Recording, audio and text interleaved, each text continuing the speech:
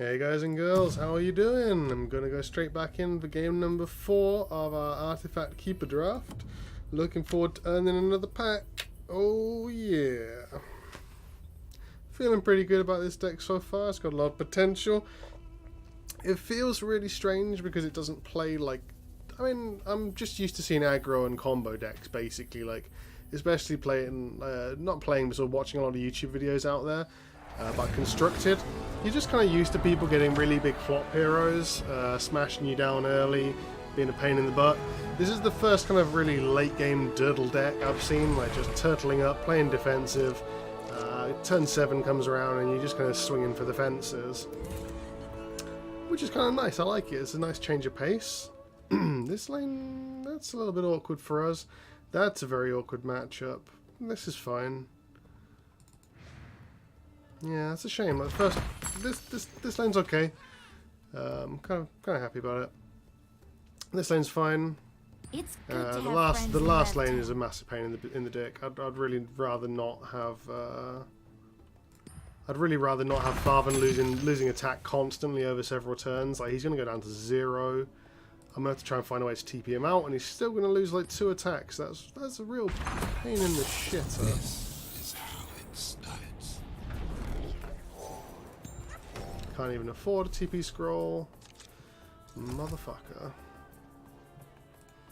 Got a blue splash for the Mystic Flare, but it's gonna be 2 turns till we can play it, so that's less than important at the moment. 1 turn till his ability comes off cooldown. We don't want to play him in front of Debbi because he's going to trade and die straight away.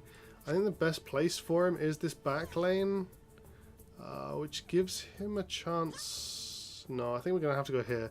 If he plays Sorla here, we're just going to lose this lane too quickly. I think he's going to go mid. You're right, okay, interesting.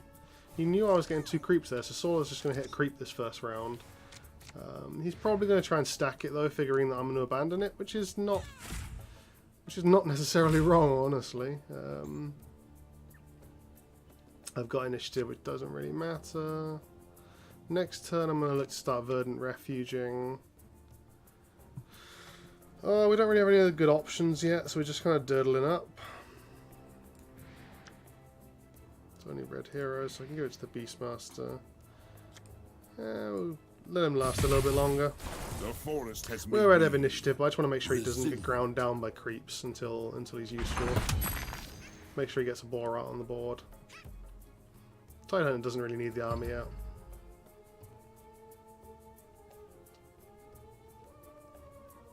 Debbi swinging for Tidehunter is interesting. I mean, I'm happy chipping away too, but yeah, I'd rather he was hitting Tidehunter than hitting my tower, I guess, for 9. Death to our enemies. That's frustrating. Maybe the extra armor would have been good on Tidehunter. Oh dear. This is just super frustrating. Like he's gonna go down to 1 attack. I really don't like Viper as a card because his signature card is so bad.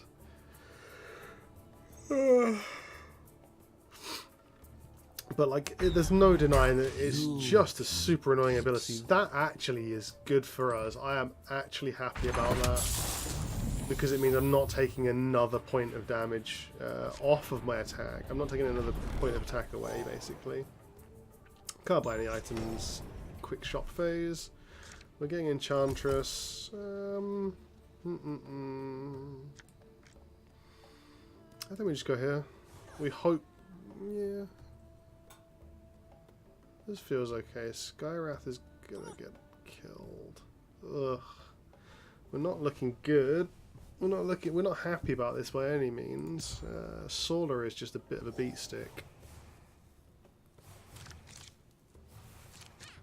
Skywrath will come back the turn after I can play this, which is really annoying because when I want to start playing these, so I'm gonna have to make sure he goes back into a red lane and not a green lane, just so I can keep my options open for green.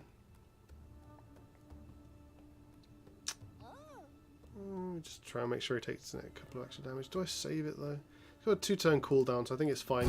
By the time he comes back in, after he dies, he'll have the ability back up again. Oh no, I guess it'd be a 1-turn cooldown. Maybe should have kept it, but I feel like doing an extra 2 damage to him here is okay. He's just going to die easier to one of these later. if he's, you know, if we're aiming for him, or if the boar goes against him, the boar will suddenly start doing enough damage to kill him. Feels okay. Man, he's got a really solid deck. I looked at his heroes at first and honestly really didn't rate them at all. I felt like it looked like a lot of shit. Like a lot of filler cards. Viper, Debbi, Farvhan. Like, Debbi and Farvhan are the best of the basic heroes. But you still would rather see other stuff. Storm I still don't rate. I feel like he's a bit of a sleeper compared to some others. Just because of his signature card.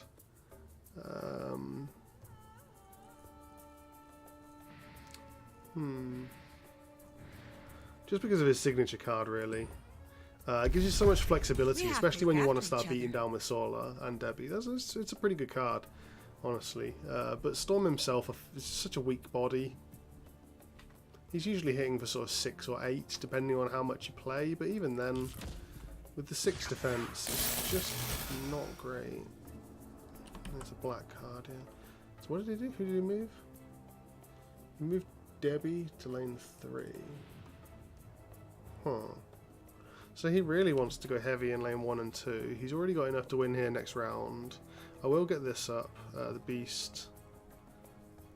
We're gonna be looking to play Farvhan first lane. Maybe it was a mistake. Maybe Skywrath dying at that point was kind of just too awkward. I really need to get Roseleaf Rejuvenators up. We may need to go Farvhan first lane and Prowler it, but he's got more pressure on this back lane now. If I can Mystic Flare, I can kill 3 of them, so that's actually okay.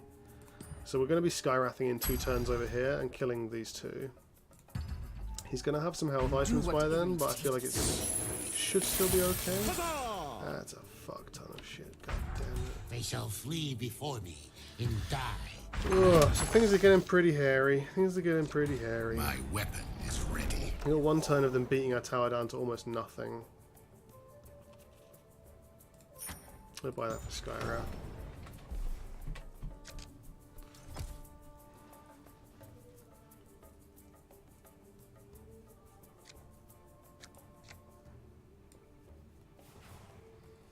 I'm going to go here, I'm going to summon a beast, have Farvhan's armor on it, and hopefully trade this lane up a little bit more favourably.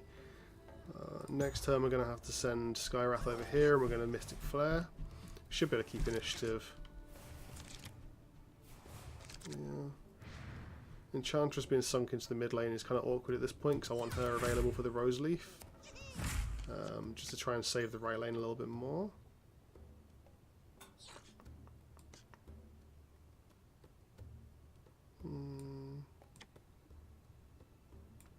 We'll see what he's got. You think I travel alone? See if he has anything.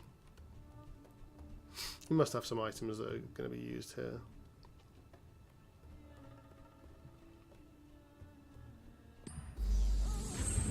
I won't be hunted. That's pretty nasty. We can Verdant Refuge and save some guys. I think this is better. I don't think it's better per se. I think Refuge is fine here. I will do anything to look after my Keeps the people. beast alive, keeps the creep alive. Next turn it gives us surprise blockers that he doesn't know we've got. He doesn't know that we have them in hand.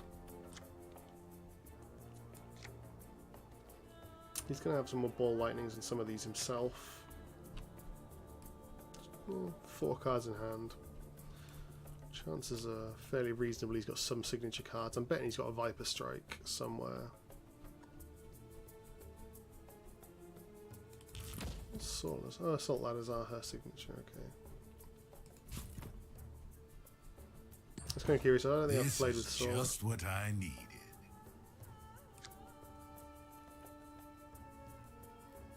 I think that's okay. I don't think I need to heal anybody here. He hasn't got any massive damage.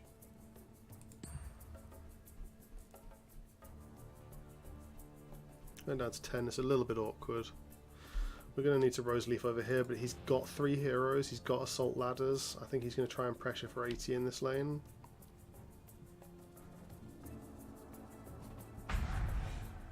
I offer a taste of what the court of Bristol. That's very interesting. That's super interesting. Perfect. So we may want to Skywrath here and blow the storm up with this Disciple, which leaves us open in the back lane, but it means we're going to try and smash this one using our green big creatures and Thunderhide. Now, which Enric's blood come out? It feels kind of awkward though. He's got a lot of items still. He really wants this. He's he's got enough siege damage now with that. Holy cow. I think we've just gone out of the round, guys. I think we've just lost the Keeper's draft, which makes it even more frustrating that I lost the first game on a sort of small technical play. Oh well. Let's see what we can do here. I don't really feel like we've got many options. Sorla's going to die, which is kind of nice. And she's chumped by a creep. We can't save it. This creep is going to lose an attack. That's really awkward. We don't need to do anything here though. This lane looks like it's done. The Disciple is so awkward for us. 5 seconds remaining. 3. I think we just have to go in this lane. I'm really disappointed about that. But if I Mystic, I can't Rose Leaf as well. That's the problem. Well, ideally I can get a Blink Dagger out on Tide and move him over to Ravage, but it's too late, isn't it? It's too late. Need too much gold, and it's too late because he gets initiative in the first lane first. If I Skywrath and try and blow stuff up there, I'm still not in a particularly good position. Oh my god. This guy's deck is insane. Fucking paydays. He's up to 28 gold earlier. Jesus.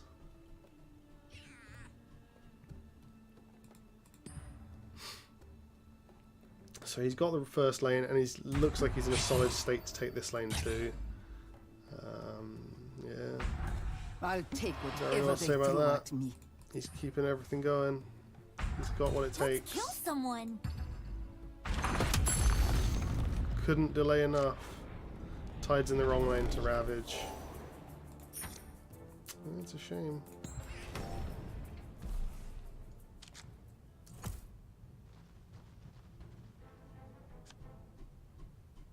He's got enough here to threaten lethal.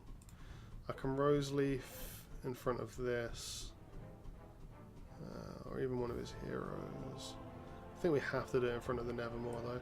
So I think what we do here is, we try and blow up some of these heroes to make sure he doesn't double lane us. Over here I've still got a little bit of time.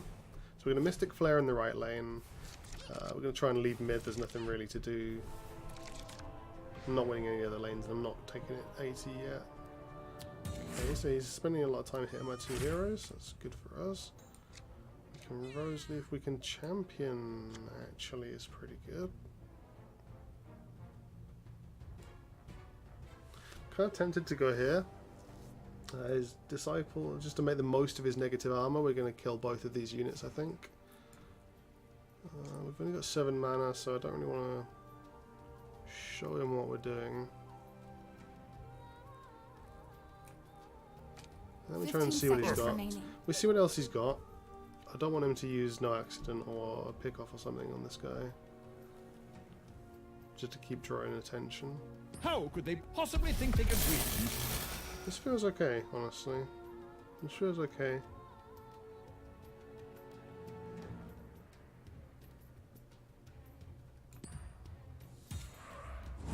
I'll protect the ancients at any cost. He could still have Slay. It's a possibility. But so many of his guys are hitting my two heroes this turn that I feel like it's okay. I can save the Rose Leaf for next round. And this kills both his heroes, so I'm quite happy about that. That really does help clear the board up. So I'm not worried about getting taken down from 80 in that lane anymore. This lane is a problem though. I'm going to Skywrath ulti these. Still leaves this and that, which is not ideal. We get Farvhan back not next turn, but the one after. So I can try and leave my rose leaves for this lane. I don't feel like that's a bad thing to do particularly. 15 seconds remaining. Yeah. This feels doable. We're going to win this lane.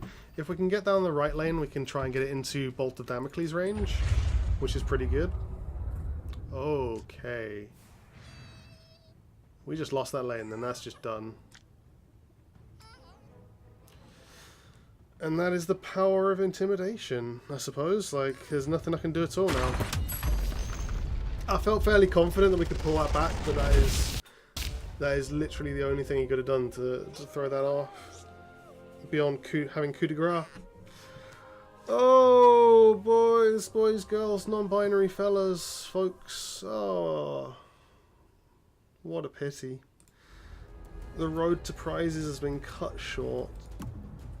What can we do? We got a pack, we got 2 tickers, we got something back for our triples. Still not massively happy with that. I felt like my draft deck was pretty okay. Like, it's one of these things where I feel like a lot of the time I have to spend a lot of effort winning, whereas other people... this may just say something about me as a player, but I find it applies in a bunch of games. I tend to overthink things. I like complicated decks more than quick aggro smashy decks. And it means that I feel like I have to work a lot harder for wins than other people do. But I find it more enjoyable when I do win, when you pull off something like that deck, where it's kind of working overtime in 3 colours to play for a late game, to get some combos set up, to win, you know. It feels more rewarding when you pull something off. A little bit disappointed because I know I lost one game on a really small play mistake. I'm gonna upload them for everybody to see. So please do comment if you think I missed anything else. If you think there was a different way I could have built the draft deck, I'd be really interested in hearing from you as well, because that's one thing I know I'm guilty of, is kind of getting maybe a little bit tunnel visioned into sort of what I want to play and not what I can or should play. That's something that I'm aware of. I'm trying to get a little bit better at that. But yeah, guys, thank you for sticking with me for this run. Let me know what you thought. Let me know what you thought of the draft deck, what you thought of my playing. If you think there's anything I missed, I'd love to hear from you. So do leave a message on YouTube. Do leave some comments, like and subscribe. Follow me for more videos. Get in touch on Twitch in the chat room. And I hope I hear from you soon, guys. Peace and love. Good luck and good hunting. I'll see you soon.